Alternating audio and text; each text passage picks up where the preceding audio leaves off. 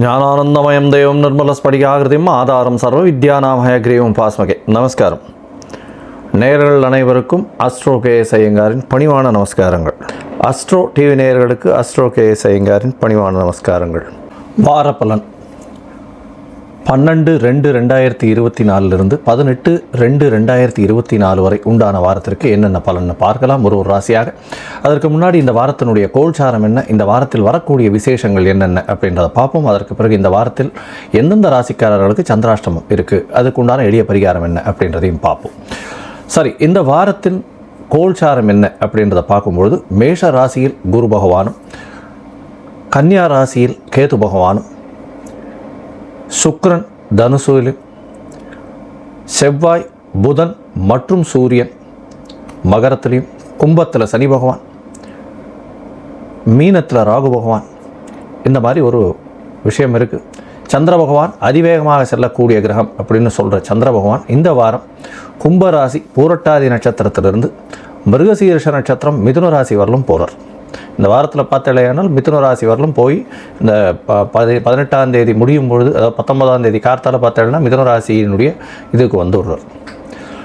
சரி, இந்த வாரத்தில் வரக்கூடிய விசேஷ நாட்கள் என்னென்ன விசேஷங்கள் வருது அப்படின்னு பார்த்தோம்னா, இந்த வாரம் 12ஆம் தேதி திங்கட்கிழமை வருது. 13ஆம் தேதி அன்னைக்கு மாசி மாதம் பிறக்கிறது. அதாவது நம்ம சௌரமானம் அப்படின்ற வழக்கத்தை கொண்டிருக்கோம்.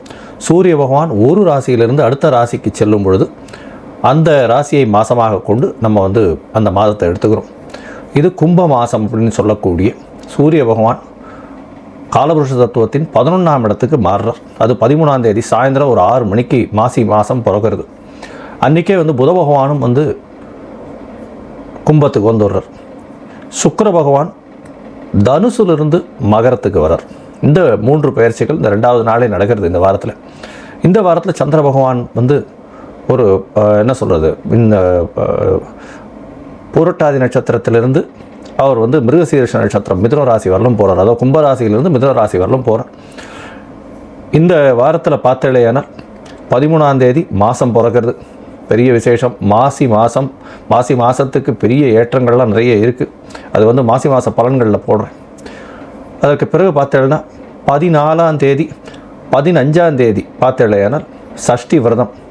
சஷ்டியில் விரதம் இருந்தால் அகப்பையில் வரும் அப்படின்னு சொல்லுவாள். அந்த மாதிரி திருமணமாகி ரொம்ப நாள் குழந்தை பிராப்தி இல்லாதவர்களுக்கு சஷ்டி விரதம் இருக்கிறதன் மூலியமாக அவர்களுக்கு குழந்தை பிராப்தி ஏற்படும்.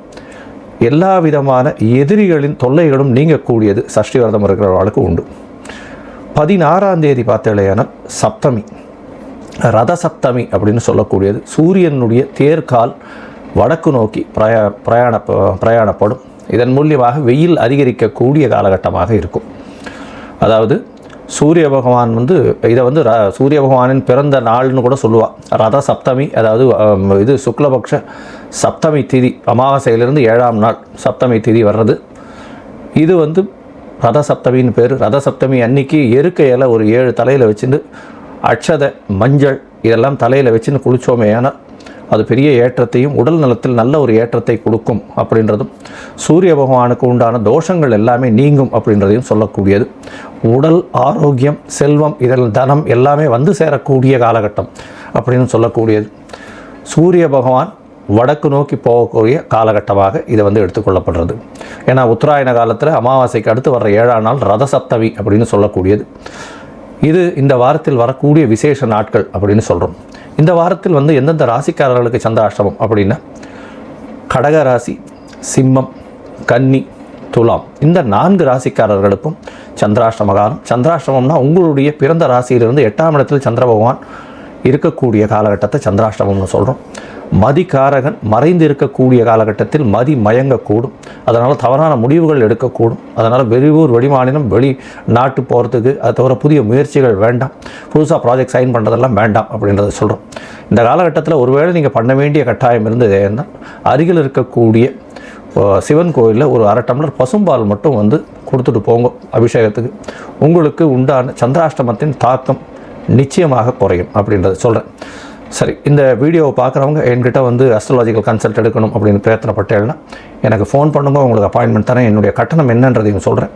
உங்களுடைய date, time, place of birth அனுப்பிச்சாலேயான உங்களுடைய ராசி, நட்சத்திரம் அது எல்லாத்தையும் பார்த்துட்டு, உங்களுடைய லக்னத்தையும் பார்த்துட்டு, தசா அந்தரம் சூக்ஷம் இது எல்லாத்தையும் பார்த்துட்டு சந்தி இருக்கா அப்படின்றதையும் பார்க்கணும். ஏன்னா அதாவது லக்ன சந்தி, சந்திரன் இருக்கக்கூடிய ராசி சந்தி, ராசியினுடைய அதாவது பாத சந்தி இருக்கா அப்படின்றத பார்த்து அதன் மூலியமாக உங்களுக்கு இருக்கக்கூடிய தசை என்னன்றதையும் பார்த்து இன்றைய கோல்சார பிரகாரம் உங்களுக்கு என்ன மாதிரியான பரிகாரங்கள் எளிய வகையில் சொல்ல முடியும் அப்படின்றதையும் நான் சொல்கிறேன்.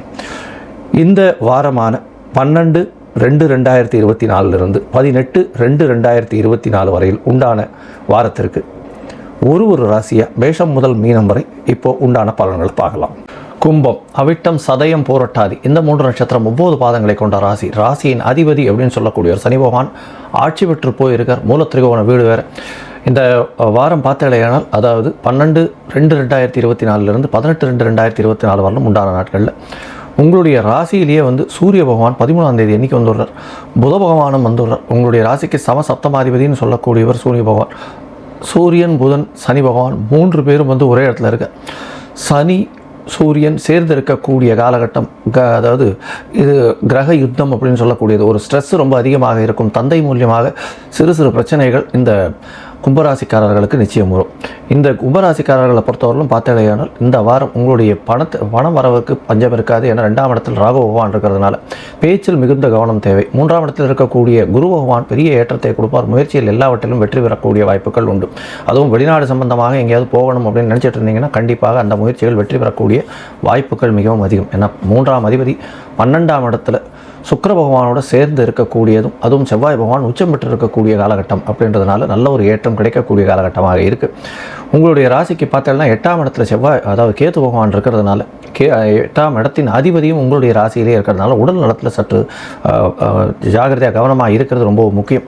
இதை தவிர பார்த்தீங்கன்னா உங்களுடைய ராசிக்கு 8ஆம் அதிபதி உங்களுடைய ராசியிலே இருக்கிறார் அப்படின்னும் பொழுது மறைந்த இடத்துல இருந்து பணம் பெறக்கூடிய வாய்ப்புகள் நிச்சயமாக உண்டு.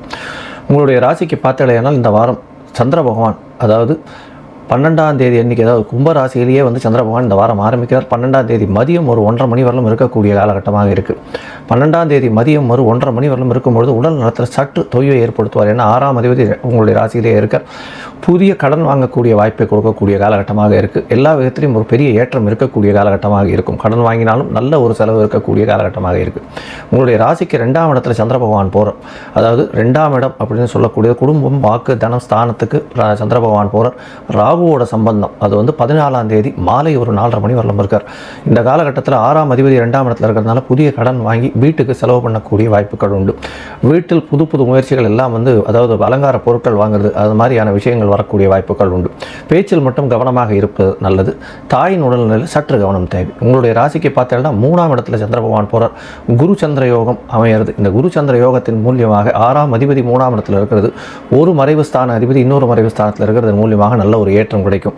புதிய வேலை கிடைக்கக்கூடிய வாய்ப்பு உண்டு. வேலைக்காக முயற்சி செய்பவர்களுக்கு நல்ல ஒரு ஏற்றம். கவிஞர்கள், கதை கட்டுரை எழுதுபவர்களுக்கு பெரிய ஏற்றம். அதை தவிர பணத்தை வியாபாரமாக பண்ணி பணத்தை வட்டிக்கு விடுறவர்களுக்கு பெரிய ஏற்றம் கிடைக்கக்கூடிய காலகட்டமாக இந்த வாரம் அமையிறது. உங்களுடைய ராசிக்கு 4ஆம் இடத்துல சந்திர பகவான் உச்சம் பெற்று போகக்கூடிய காலம் இந்த வாரத்தில் இருக்குது. 16ஆம் தேதி இரவு ஒரு 7:30 மணியிலிருந்து 18ஆம் தேதி ராத்திரி 19ஆம் தேதி அதிகாலை ஒரு 1:30 மணி வரலும் சந்திர பகவான் உங்களுடைய ராசிக்கு 4ஆம் இடத்துல இருக்கார். கேந்திரத்தில் போயிருக்கார். 6ஆம் அதிபதி 6க்கு 11ஆம் இடத்துல இருக்கிறதும் ஒரு கேந்திரத்தில் இருக்கிறதும் நல்ல ஒரு விசேஷம். இதை தவிர பார்த்தாலேனா அந்த இடத்துல உச்சம் பெற்று இருக்கிறதுனால உங்களுடைய வேலையின் மூலியமாக பெரிய ஏற்றம் கிடைக்கக்கூடிய காலகட்டமாக இருக்குது. பதவி உயர்வு வரக்கூடிய வாய்ப்புகள் நிச்சயமாக உண்டு. இந்த ராசிக்காரர்களுக்கு படிக்கக்கூடிய குழந்தைகளுக்கு நல்ல ஒரு ஏற்றம் கிடைக்கக்கூடிய காலகட்டமாக இந்த வாரம் அமைய போகிறது. இந்த வாரத்தில் பார்த்தாலேயானால் பணவரவிற்கு பஞ்சம் இருக்காது. நல்ல ஒரு ஏற்றம் இருக்கும். ஸ்ட்ரெஸ்ஸு கொஞ்சம் அதிகமாக இருக்கும். உடல் நலத்தில் சற்று கவனம் செலுத்துவதன் மூலியமாக நல்ல ஒரு ஏற்றம் கிடைக்கக்கூடிய வாரமாக இருக்கும். இந்த கும்பராசிக்காரர்கள் இந்த இரும்பு சம்பந்த தொழில், அயர்ன் அண்ட் ஸ்டீல், அதை தவிர அந்த கருங்கற்கள், அதை தவிர ரோடு போடுறது, ஜல்லி கொட்டுறது, பெட்ரோலியம் ஜல்லி, அதை தவிர மைனிங் ப்ராடக்ட்ஸு, எண்ணெய் வித்துக்கள், இதெல்லாம் வியாபாரம் பண்ணுறவங்களுக்கு பெரிய ஏற்றம் கிடைக்கும். அதை தவிர துப்புரவு தூய்மை பண்ணுறவங்களுக்கு, அதை தவிர அந்த இதில் ஹெட்டாக இருக்கிறவங்க, அதாவது துப்புரவு பணியாளர்களுக்கு ஹெட்டாக இருக்கிறவங்க, இவங்களுக்கெல்லாம் பெரிய ஏற்றம் கிடைக்கும். அட்மினிஸ்ட்ரேட்டிவ் ஆஃபீஸர்ஸுக்கு நல்ல ஒரு ஏற்றம் கிடைக்கும். ஹெச்ஆர், அதாவது ஹியூமன் ரிசோர்ஸ்ன்னு சொல்லுவாங்க இல்லையா, கம்பெனியினுடைய ஹெச்ஆர்னுடைய இதில் இருந்தாங்கன்னா அவங்களுக்கு பெரிய ஏற்றம் கிடைக்கக்கூடிய வாரமாக இந்த வாரம் அமையிறது. மொத்தத்தில் இந்த வாரம் பார்த்தோன்னா நல்ல ஒரு ஏற்றமான வாரம். உடல் நலத்தில் மட்டும் சற்று கவனம் தேவை அப்படின்றத சொல்கிறோம். நீங்கள் அருகில் இருக்கக்கூடிய இந்த காளஹஸ்திக்கு போயிட்டு வாங்க. நல்ல ஒரு ஏற்றம் கிடைக்கக்கூடிய வாரமாக இந்த வாரம் அமைய போகிறது.